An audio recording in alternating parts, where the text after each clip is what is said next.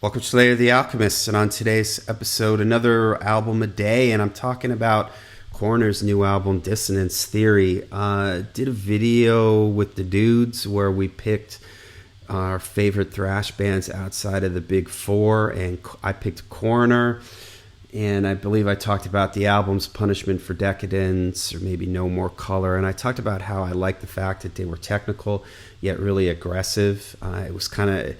I think it's like a very technical Venom or something, those aggressive kind of vocals. But and this album has that all over it. It's their first album in 32 years. Their last album came out in 1993, and I had to keep doing the math in my head because 1993 isn't 32 years ago, is it? It is not that long ago, but yes, 1993 was 32 years ago. So unbelievable. But they come back and they just put out this killer record, riffs all over this.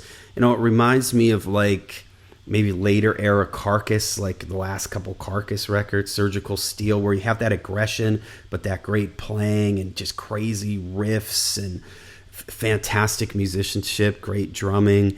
Maybe later era Death, Symbolic or Individual Thought Patterns. Watchtower maybe, reminds me a little bit of that too at times. The mix is fantastic. Ron Broder, his vocals are great. Again, it has that level, that aggressiveness to it, but there's also some melody to it that I love. The bass guitar, too, sounds fantastic. It's placed right in the middle, a nice grind. It has this thickness to it, some dirt on it.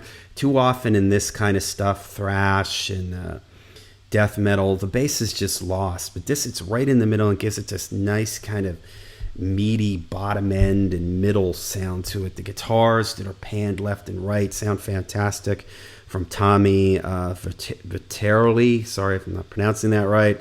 Diego Rapacchietti on drums, he's great too. The drums sound great, so the production on this is just fantastic. Some of the songs that jumped out at me: Consequences, I love the syncopated angular opening riff. The chugging part in it is just awesome. Sacrificial Lamb, I love the mid-tempo feel on this one in the chorus. Symmetry is fast, technical, and tight. Transparent Eye reminds me, I mentioned Death already, sort of the more the Death, the band, the progressive era of that band. Polyrhythmic verse riff, that means there's just sort of this riff that's sort of in a different time signature from what else is going on, and so it creates this sort of off kilter, but it sort of works type of thing, like a puzzle piece type thing. And there's this super cool effect in that song where the drums and the vocals are going in. The guitar riff, it just sounds like the guitar riff has slowed down. Like if this was in the 70s, I'd say it sounds like they took the tape and the riff is playing and all of a sudden they slowed the tape down. So it was like it drops like that.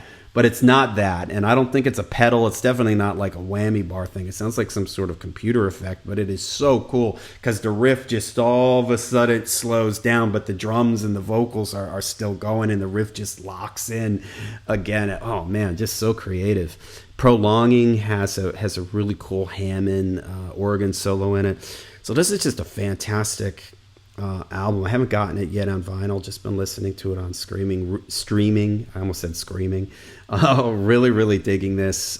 Definitely be an album of the top 10, top 5 album of the year here. So just a great surprise. I mean, I guess if you're going to be gone that long and you come back, you got to make sure it's going to work. And I say they really knocked it out of the park on this one. I don't know if they're going to be touring or anything, because I would love to see these guys live. So all right, there you go. New Coroner record, Dissonance Theory. It's my album of the day.